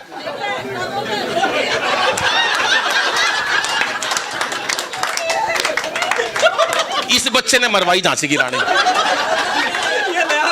इसने मरवाई। मैंने कही थी घर पे रह जा, नहीं मम्मी के साथ। तू मम्मी करेगा क्या तू जाके? इसने मुंह से बाहर निकाला, झांसी की रानी इसे बचाए क्या करे? तो ये हाँ ये जो है ना, ये लोग ये जो है ना ये, लेकिन सच्ची बात ये है कि वो इतने बड़े वीरांगना जिनसे आज पूरा नारी शक्ति गर्वित होती है, उनके चरणों में नमन करता हूँ। मैं और बाबूजी उस टाइम लड़े थे युद्ध, अगला जन्म हमने लिया, कनाट प्लेस की बात है, दूसरे जन्म की बता रहा हूँ सर। अगले जन्म में, हाँ अगले जन्म में बैठे पाकिस्तानी चाइना वाला हमारे सर आदित्य भाई, मैं बराबर में बैठा। अरे सुन ले, बहुत जरूरी बात बता रहा हूँ, बीच में नहीं बोलते बेटे। ये बोल रहा है नहीं सुन, बहुत जरूरी बात बता रहा, तुम भी सुनो, हाँ तुम्हारे काम आएगी। पैसे दिलवा दो बस। तो ये दोनों ये बैठे वहाँ, पाकिस्तानी चाइना वाला आदित्य भाई, मैं बराबर में बैठा। ये तीनों कॉफ़ी पी रहे सर। पाकिस्तानी ने कॉफ़ी ख़त्म करी, कप ऐसे हवा में उछाल दिया, पिस्टल निकाली, 2 गोली मारी, कप तोड़ दिया ठा ठा। बोला जिस कप के अंदर बैठकर हम एक बार कॉफ़ी पी लेते हैं ना, दोबारा नहीं पीते। हम पाकिस्तानी हैं, हमारा जलवा कुछ हो रहा है वर्ल्ड के अंदर, हमसे पंगा मत लेना। तोड़ दिया कप। चाइना वाले ने जैसी कॉफ़ी पूरी ख़त्म करी, जिस कुर्सी के ऊपर बैठा था, जैसे मैंने बदलवाई है, उसने नीचे से निकाली, हवा में उछाल दी कुर्सी, ठा ठा करके कुर्सी तोड़ दी, 2 गोली मार के ठा ठा। जिस कुर्सी के ऊपर बैठकर एक बार कॉफ़ी पी लेते हैं, दोबारा नहीं पीते। आदित्य जी, पूरी सोसाइटी की इज्जत का सवाल है, तो ऐसी ताड़ी पीट देना। जैसी कॉफ़ी ख़त्म करी, पहली गोली मारी पाकिस्तानी के ठा, दूसरी मारी चीनी के ठा। बोले जिसके साथ बैठकर एक बार कॉफ़ी पी ली, क्या बात है, दोबारा नहीं पीते। अब मैं जब से आया हूं, मेरे से एक ही बात पूछ रहे हैं, मेरे साथ कॉफ़ी ले ले। बजाओ हाथ खड़े करके। क्या बात है, जिंदाबाद दद्दू, जिंदाबाद, कमाल है आप।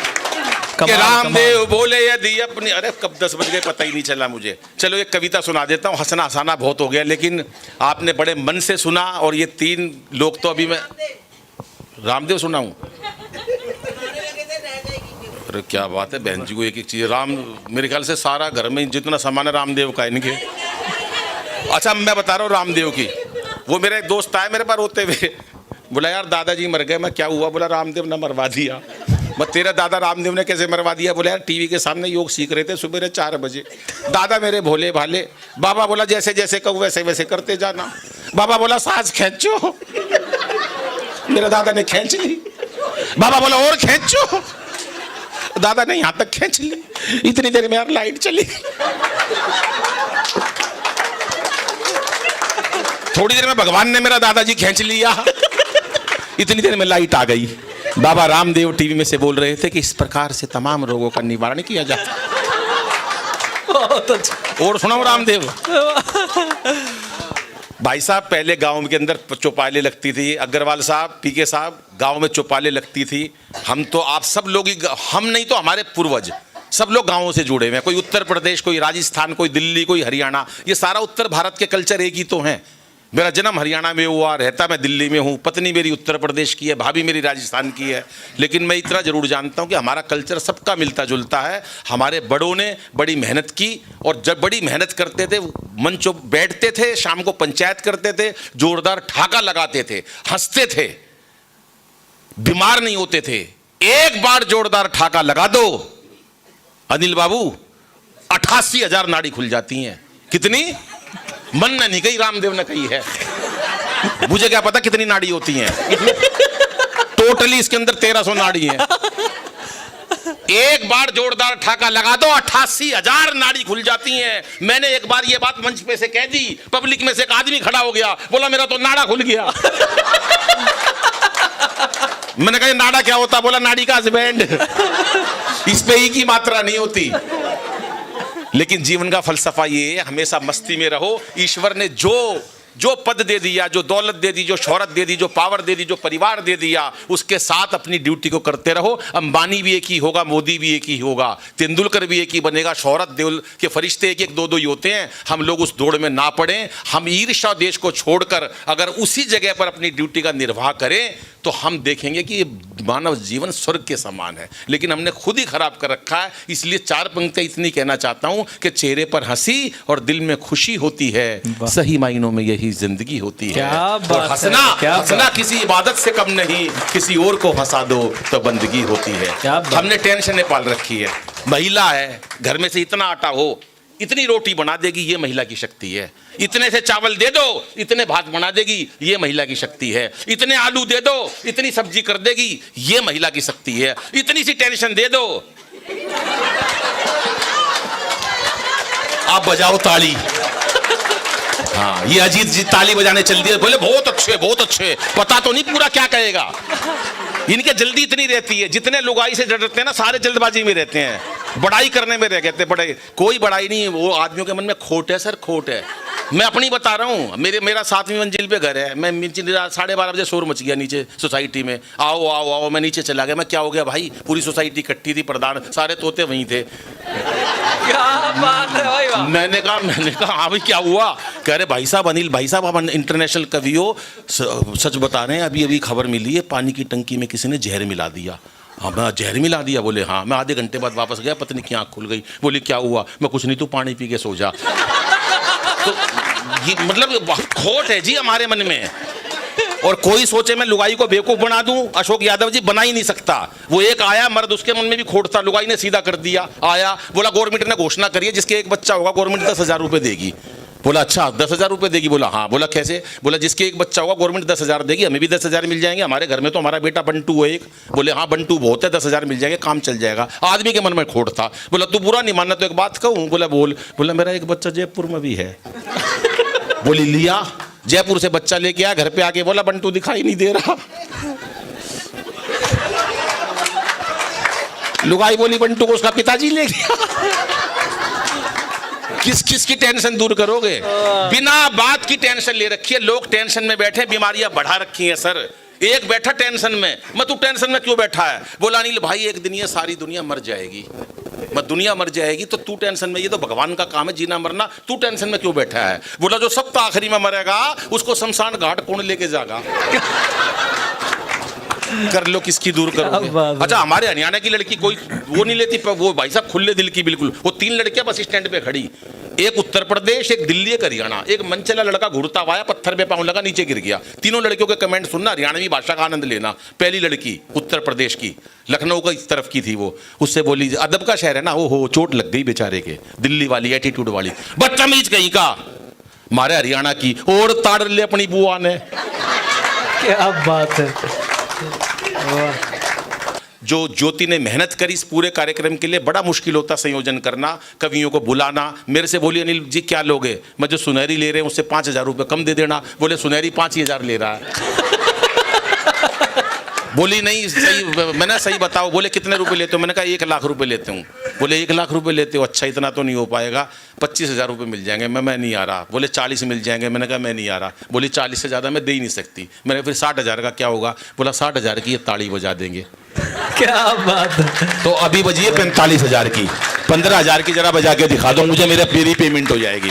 जिंदाबाद। भैया ने बताया कि बहुत अच्छा हास्य, मैं हास्य के लिए जाना चाहता हूँ, लेकिन मैंने देखा जितने मन से आपने राम का गीत पढ़ा, बिटिया का गीत पढ़ा, गाँव का गीत पढ़ा, तो मुझे लगता है कि मैं 2-4 मिनट संस्कारों की वो बातें करूं जो मेरे समाज के लिए भी ज़रूरी है, आपके लिए भी ज़रूरी है। कहीं ना कहीं बेटियों को गर्भ में मार देते हैं, तब कहना चाहता हूं कि इसे बेटा बना पालो। रेखा जी दिल्ली की सीएम बनी, पहले एक जरा मस्ती की बात बता देता हूं, अचानक याद आ गया मेरे को। रेखा जी दिल्ली की सीएम बनी, पूरे देश को खुशी हुई। बंबई में अमिताभ बच्चन की वाइफ जया बच्चन 2 घंटे तक रोई, बाद में मैंने समझा ये वो रेखा नहीं है। क्या बात है। ये ताली नहीं बजाई 4 लोगों ने। तो महिला का कोई मुकाबला नहीं है। 4 पंक्ति बताता हूं कि इसे बेटा बना पालो तो इतिहास छू लेगी, इसे बेटा बना पालो तो इतिहास छू लेगी, करो विश्वास बेटी पर तो ये विश्वास छू लेगी, कभी जीवन में बेटी को नजरअंदाज मत करना, जरा से पंख खोलोगे तो ये आकाश छू लेगी। क्या बात है, खोलोगे तो ये आकाश छू लेगी। एक सच्ची घटना बताता हूं और कविता के साथ समापन करते हैं इस कार्यक्रम का। 3-4 मिनट बाकी, इतने में कविता पूरी हो जाएगी। राजीव गांधी कैंसर इंस्टीट्यूट रोहिणी में है, हमारे घर के पास। वहाँ हर साल एक कवि सम्मेलन कराते हैं डॉक्टर साहब। HOD कभी बुलाते हैं कि अनिल भाई को सुनना, हर साल मुझे सुनते हैं, फिर भी वो कहते हैं आपकी हरियाणवी सुनकर, आपकी बातें सुनकर आनंद आता है, मैं चला जाता हूँ कि कुछ सीखने को मिलता है। इस बार 2-3 प्रश्न किए उन्होंने कि साहब कैंसर कैसे होता है, क्या गर्म थैली में हम दूध लाते हैं या सब्जी लाते हैं उसको पीने से होता है, या गाड़ी गर्म होती है डैशबोर्ड पे हम शीशे बंद कर लेते हैं। तमाम लोगों ने प्रश्न रखे। उन्होंने एक बात बताई, जो आजकल हम रिसर्च कर रहे हैं इन बातों से कैंसर नहीं होता है। आजकल जो रिसर्च है, कैंसर होने के अनेक प्रकार होते हैं, लेकिन एक प्रकार बहुत तेज़ी से चला हुआ है, वो है जब प्रेग्नेंट 35 साल की उम्र में लड़कियाँ होती हैं, 35 साल में, 40 साल में, तो कैंसर की ज़्यादा शिकायतें बढ़ जाती हैं, उसका अंदेशा ज़्यादा बढ़ जाता है। मुझे लगा कि हम किस दौर में जा रहे हैं। एक तरफ तो हम विश्व गुरु बनने की बात करते हैं, एक तरफ हम बात करते हैं कि हम हिंदुत्व को जगाएंगे, सनातन को जगाएंगे। हमारा वंश तो बढ़ ही नहीं रहा साहब। 2 बच्चे पैदा हुए, 30 साल के 35 साल के हो गए, तब तक 2 ही रहे। उसके बाद शादी करी, एक बच्चा हो गया, 3 हो गए। 60 साल की उम्र तक हम 3 ही लोग हुए, वहां पर हो गए 300। क्या करोगे आप? कौन से सनातन को बचाओगे सर? कभी कल्पना करके देखो, हमने बच्चों के हाथ में पैकेज दे देकर उनके हाथ में, कभी हम तो हरियाणा के लोग हैं, हम भाई साहब, मेरी सबसे लेट शादी हुई घर के अंदर, हम 8 सगे भाई हैं, और नया बाजार में बिजनेस हमारा पुराना, हमारे भाई से प्रेसिडेंट रहे दिल्ली की अनाज, एशिया की सबसे बड़ी अनाज मंडी में। लेकिन मैं एक बात बता दूं, कभी भी रिश्ते हमारे भाइयों के हमारे ऐसे नहीं हुए। किसका लड़का है? लाला लक्ष्मी नारायण गोयल जी का लड़का है। कौन सी फर्म है? शारदा ट्रेडिंग कंपनी फर्म है। रिश्ता हो गया। अब 10 में से 10 नंबर चाहिए, माँ को भी चाहिए, बेटी को भी चाहिए, उधर बाप को भी चाहिए, बेटे को भी चाहिए। मैं पक्ष की बात नहीं कर रहा, ना कन्या पक्ष की ना वर पक्ष की, और इस दुविधा में हम पढ़ना भी नहीं चाहते। 10 में से 10 नंबर चाहिए। लड़का टॉल डाल कर हैंडसम होना चाहिए, 50 लाख का पैकेज होना चाहिए, घर का मकान होना चाहिए, इतनी पूंजी पास में होनी चाहिए। बहन ना हो तो अच्छा है, भाई होगा तो कहीं पूंजी बढ़ जाएगी, माँ मरी हुई तो अच्छा है। तो भाई साहब, हमने क्या क्या सोच रखी है, और हम बेबस इतने हो गए हैं, और छोटे छोटे बच्चों के हाथ में मोबाइल पकड़ा दिए हैं। सारी रात बच्चे मोबाइल देखते हैं। 4 पंक्तियां उसके लिए भी बिल्कुल नहीं लिखी हैं, पढ़ना, सुनना जरा, कि जाग जाग के रातें काली कौन करेगा, जाग जाग के रातें काली कौन करेगा, नन्हे बचपन की रखवाली कौन करेगा, और उल्टी सीधी बातों वाला इन जहनों में भरा हुआ ये डाटा खाली कौन करेगा। बहुत बहुत आभार। क्या बात है, बहुत बहुत आभार, बहुत बहुत धन्यवाद, नमस्कार। क्या बात कब करोगे इनको? कौन सी पूंजी देके जाने चाहते हो बेटे को?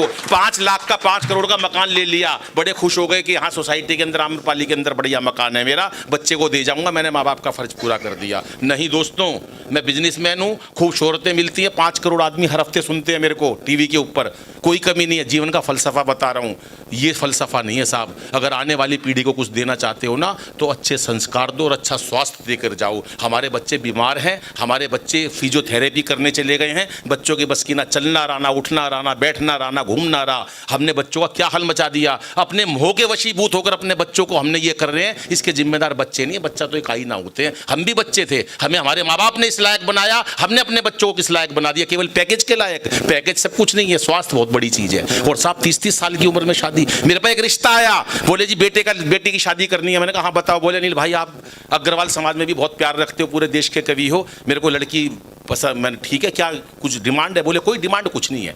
मैं देख लो, बोले कुछ नहीं, सही है एक लड़की अच्छी मिल जाए। वहीं से कविता का प्रारंभ करता हूँ। आप लोगों के लिए नहीं है ये, माफ़ करना, ये उन लोगों के लिए है जो किसी ना किसी बहाने हमारे समाज को कैसे विकृत कर रहे हैं कि रिश्ता तय होते ही लड़के के पिता ने लड़की के पिता से कहा। कविताएं बहुत है मेरे पास, माँ की भी सुना सकता था और दूसरी देश की भी सुना सकता था, आपकी आंखों में आंसू भी ला सकता था, लेकिन मुझे लगता है जो जरूरत है समाज की वो सबसे बड़ी बात है। बच्चों की शादियां जल्दी करो, पैकेज होता रहेगा, बनते रहेंगे। मेरे भाई की शादी हुई, 150 रुपये महीना कमाते थे। मेरी शादी हुई थी, 10,000 रुपया महीना नहीं कमाता था, लेकिन शादी हो गई। इन बहनों ने आकर, माताओं ने आकर अपने सौभाग्य से हमारे इन सब भाइयों को अरबपति बना दिया। साहब, सौभाग्य लड़ता है औरत का, तो हम किस चक्कर में पड़े हुए हैं? ये जितने बैठे हैं आप बताओ तो सही, क्या कमाते थे उस टाइम? हमारे घर में जो लोग आ गए, हमने बच्चों का बचपन मार दिया साहब, हमने बच्चों की जवानी मार दी। इसके गुनहगार हम माँ बाप हैं कि रिश्ता तय होते ही लड़के के पिता ने लड़की के पिता से कहा, भाई साहब आप किसी बात से मत घबराइए, शादी का बजट जैसे चाहिए बनाइए। आपको तो पता है भाई साहब, हमें कुछ नहीं चाहिए। आपको तो पता है, लड़के का बाप कह रहा है लड़की के बाप से, रिश्ता तय होते ही कि हमें कुछ नहीं चाहिए। और लेकिन हाँ, बारातियों की संख्या 5,000 के आसपास होगी, बारातियों की संख्या 5,000 के आसपास होगी। जेंट्री एकदम हाई क्लास और खास होगी। जिन लोगों से हमारे संपर्क है ना, बहुत ऊंचा समाज है। जिन लोगों से हमारे संपर्क है ना, बहुत ऊंचा समाज है। हमारे यहाँ मिलने का बहुत रिवाज है, इसलिए टीके की थाली में शगुन की राशि हमारी हैसियत अनुसार रखवाइए। आपको तो पता भाई साहब, हमें कुछ नहीं चाहिए। आपको तो पता है हमें कुछ नहीं चाहिए। हमने तो जब अपनी बेटी ब्याही थी अच्छी खासी रकम लगाई थी। घड़ी, अंगूठी व सूट के लिए 30 लाख रुपए नगद भिजवा दिए थे। बाकी परिवार वालों के गिफ्ट उनके मन मुताबिक ला दिए थे। डायमंड के 5 बड़े सेट चढ़ाए थे। हनीमून तक के टिकट हमने बुक करवाए थे। बच्चों को खुली छूट थी, चाहे किसी भी कंट्री में घूमने जाइए। आपको तो पता है भाई साहब, हमें कुछ नहीं चाहिए। और हाँ, शादी के दिन शहर का नामी कैटरर्स व टेंट या बैंकेट बुक करवा देना। शादी के दिन शहर का नामी कैटरर्स, टेंट, होटल बुक करवा देना। बुक करवाने से पहले एक बार हमको जरूर दिखवा देना, क्योंकि आजकल जयमाला के एक से एक बेहतरीन तरीके होते हैं। बिना ऑर्केस्ट्रा के बड़े बड़े पंडाल फीके होते हैं। और हाँ, फेरों से लेकर विदा तक सारा इंतजाम करवा देना। खाने में हर प्रकार का व्यंजन रखवा देना। पार्किंग बैलेट वाली ठीक रहेगी। 7 सीटर कोई भी गाड़ी किसी कंपनी की भी चलेगी। आखिर कौन नहीं चाहता कि मेरी बिटिया खुश रहे? इसलिए आप भी ये जरूरी रस्में निभाइए। आपको तो पता है भाई साहब, क्या बात है, अद्भुत कविता है। आपको तो पता है भाई साहब, आपको तो पता है हमें। शानदार कविता, वाह। और वैसे भी खानदानी लोग जितना कहते हैं उससे अधिक लगा देते हैं। कुछ तो इतने भले होते हैं जो बाद में FD तक करवा देते हैं। आखिर रिश्तेदार ही तो रिश्तेदार का सहारा है। जो आज तुम्हारा है वो कल हमारा है। इसलिए दिल पर किसी प्रकार का बोझ मत लाइए। आपको तो पता है भाई साहब, वाह, हमें कुछ नहीं चाहिए। अनायास ही लड़की का पिता बोल उठा। कविता का अंत करता हूं और आपकी तालियों से विदा चाहता हूं। अनायास ही लड़की का पिता बोल उठा, यूं अपनेपन की बातें करके हमें और मत रुलाइए। हमें अच्छी तरह पता चल चुका है भाई साहब कि आपको कुछ नहीं चाहिए। हमें अच्छी तरह पता चल चुका है कि आपको कुछ नहीं चाहिए। लेकिन एक बेटी का बाप हमेशा यही चाहता है, चाहे मेरे जीवन भर की कमाई खप जाए, पर कोई दहेज का लोभी मेरी बिटिया को ना सताए। क्योंकि जन्म से लेकर मृत्यु तक पग पग पर नारी को दुत्कारने लगे हैं लोग। जन्म से लेकर मृत्यु तक पग पग पर नारी को दुत्कारने लगे हैं लोग। अरे इसीलिए तो बेटियों को गर्भ में मारने लगे हैं लोग। आइए दोस्तों, मेरे साथ एक संकल्प उठाइए, बेटियों को बचाइए, बेटियों को पढ़ाइए। इस धरा पर जन्म लेने वाली हर बिटिया को इस लायक बनाइए, ताकि कोई दहेज का लोभी सब कुछ मांग कर भी ये ना कह सके कि आपको तो पता है भाई साहब, हमें कुछ नहीं चाहिए। बहुत बहुत आभार। क्या बात है, बहुत बहुत आभार, बहुत बहुत धन्यवाद। नमस्कार।